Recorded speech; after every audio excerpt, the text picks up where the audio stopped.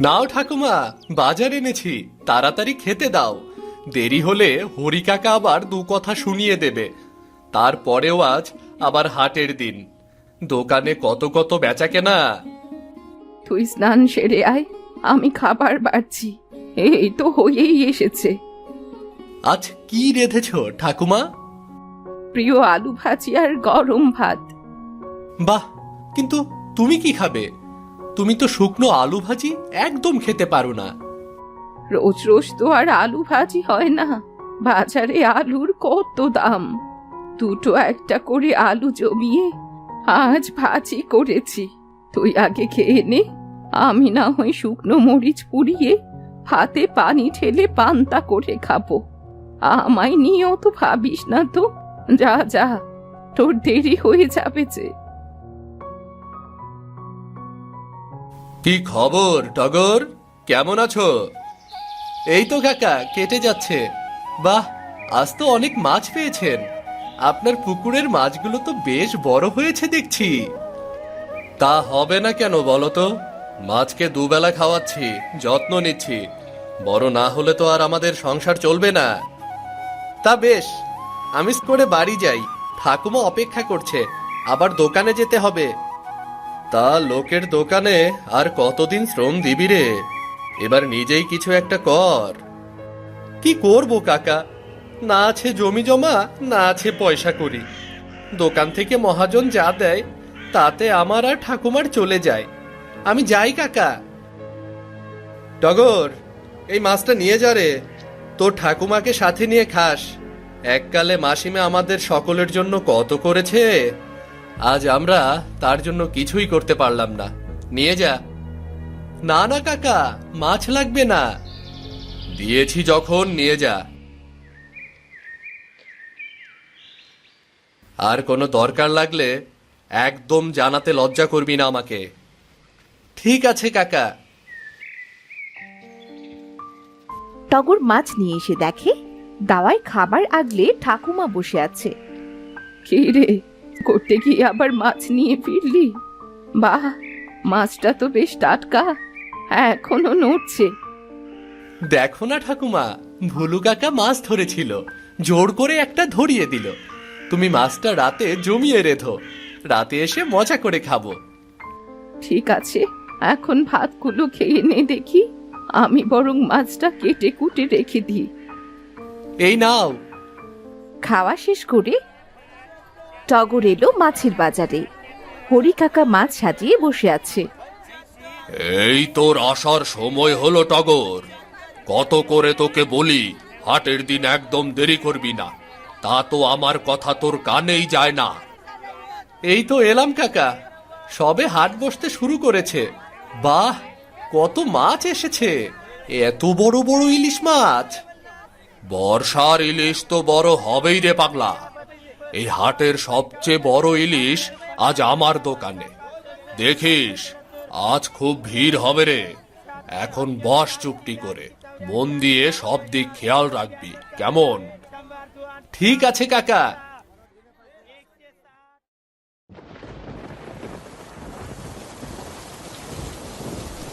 এলি দাদু ভাই, আহা, বৃষ্টিতে তো ভিজে কাক ভেজা হয়ে এসেছিস।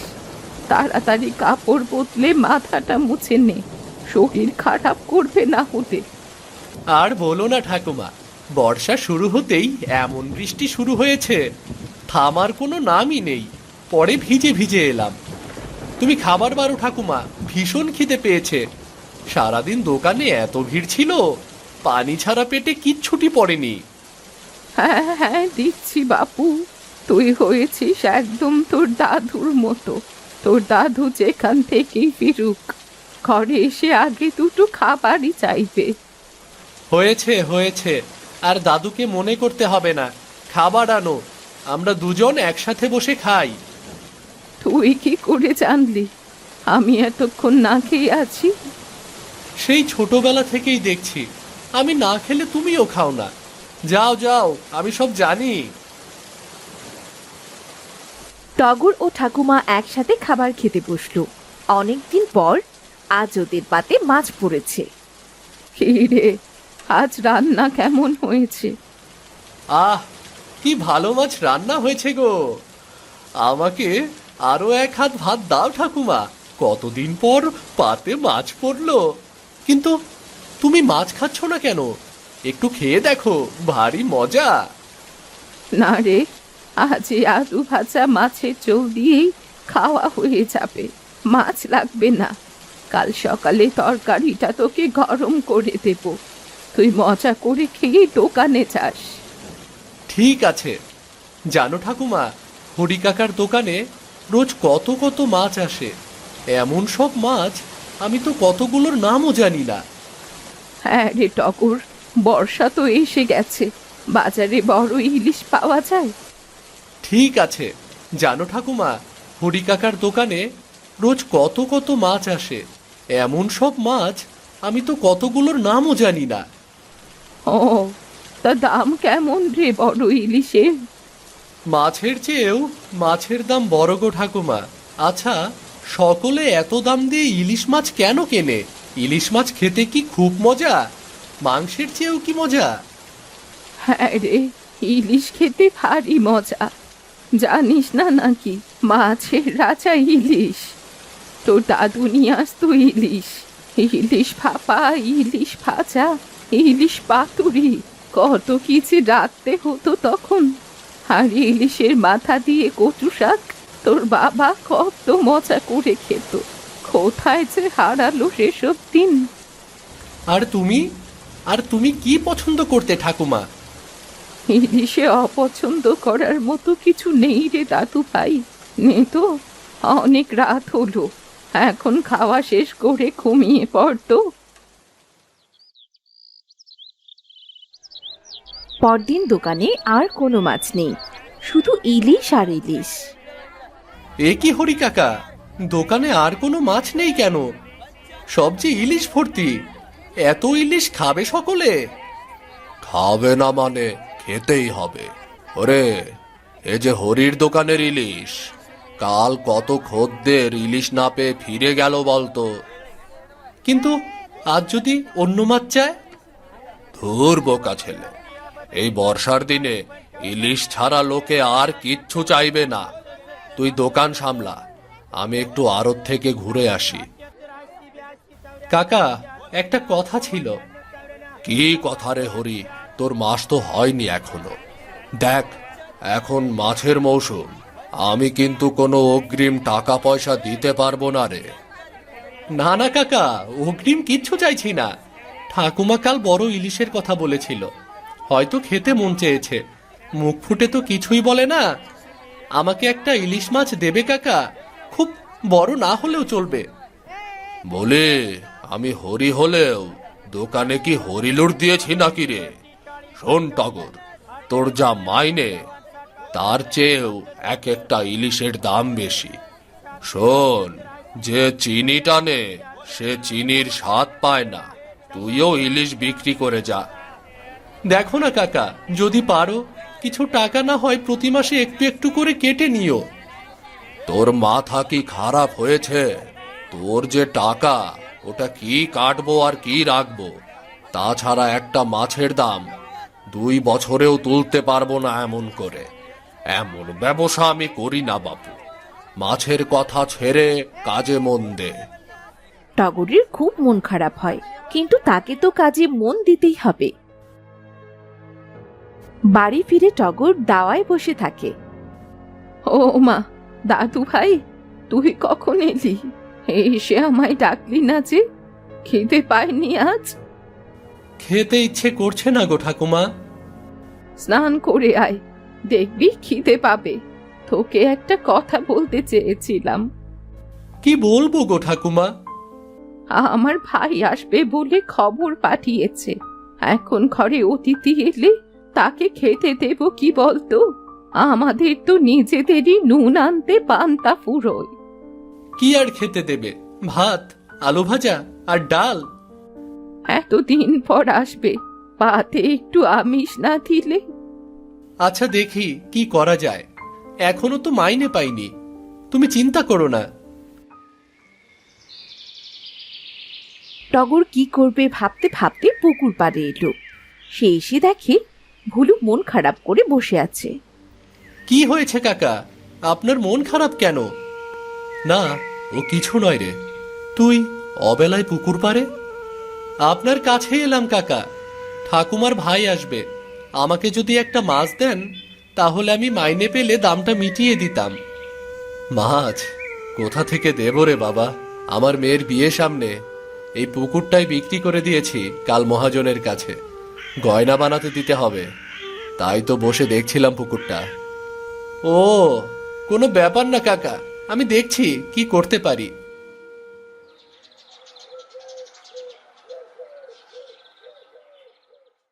মাছের চিন্তায় সেদিন টগরের ঘুম হলো না। সে সকালে বাজারের থলে হাতে ঘরে এলো। কটা আলু এনেছি ঠাকুমা, তুমি ভাত আর আলু ভাজি করো। বাজারের সব দিকে শুধু ইলিশ আর ইলিশ। এত দামি মাছ কেনার স্বাদ থাকলেও আমার সাধ্য নেই। আমি চলি গো, দোকানে দেরি হয়ে যাবে। দুটো মুখে তো দিয়ে যা।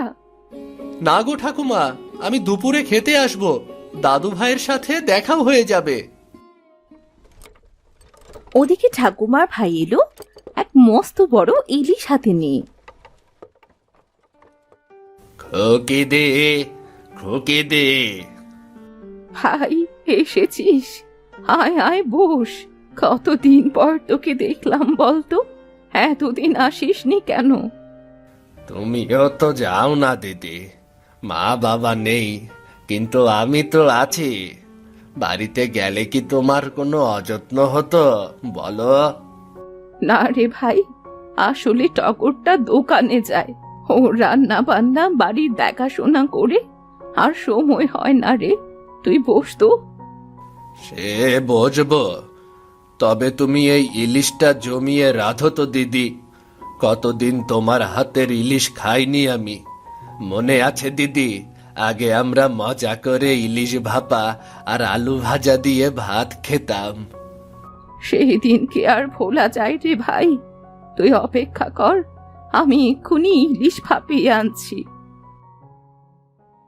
ঠাকুমা খুব মন দিয়ে রান্না করে। টগরও বাড়িতে আসে। দাদু ভাই, কেমন আছো? এখন আর থাকা, তা তোর সব খবর ভালো তো? এই তো চলছে। সব গল্প পরে হবে, আগে এসো তো। গরম ভাত, আলু ভাজা আর ইলিশ খাও সকলে। তুইও বস না দিদি, ছোটবেলার মতো একসাথে আলু ভাজা আর ইলিশ খাই। ছোটবেলাকে ফেরাবো বলেই তো ইলিশ নিয়ে এলাম। ঠাকুমা আলু ভাজি পছন্দ করে। হ্যাঁ রে টগর, আগে তো প্রতিদিন দিদির জন্য আলু ভাজি করত। আলু ভাজি ছাড়া অন্য কিছুই খেত না। কিন্তু ঠাকুমা যে বলে আলু ভাজি শুকনো, খেতে ইচ্ছে করে না। তার মানে সবটুকু আলু ভাজি আমাকে খাওয়াবে বলেই বলে না কিছু। হয়েছে হয়েছে, তোকে আর মানে খুঁজতে হবে না। বাহ, ইলিশের কি ঘ্রাণ! আহ, আলু ভাজি আর ইলিশ খেতে এত মজা! কতদিন পর তৃপ্তি করে খেলাম। দাদু, তুমি থাকো, আমি দোকানে যাই, নয়তো হরি কাকা রাগ করবে।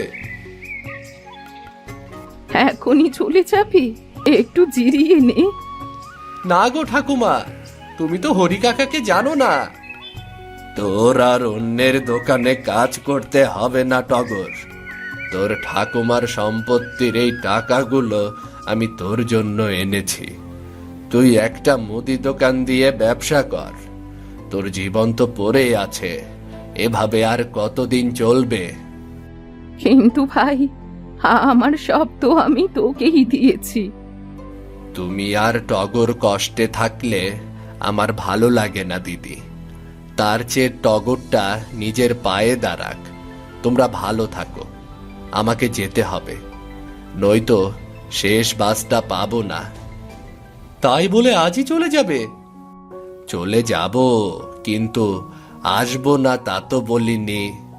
তুই দোকান দিয়ে গুছিয়ে নে, বর্ষার শেষে আবার আসবো, তখন তুই তোর রোজগারের টাকায় আমাদের ভাই বোনকে ইলিশ আর আলু ভাজি খাওয়াতে পারবি, বুঝলি?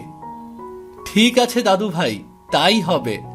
আমরা তোমার আসার অপেক্ষায় থাকবো।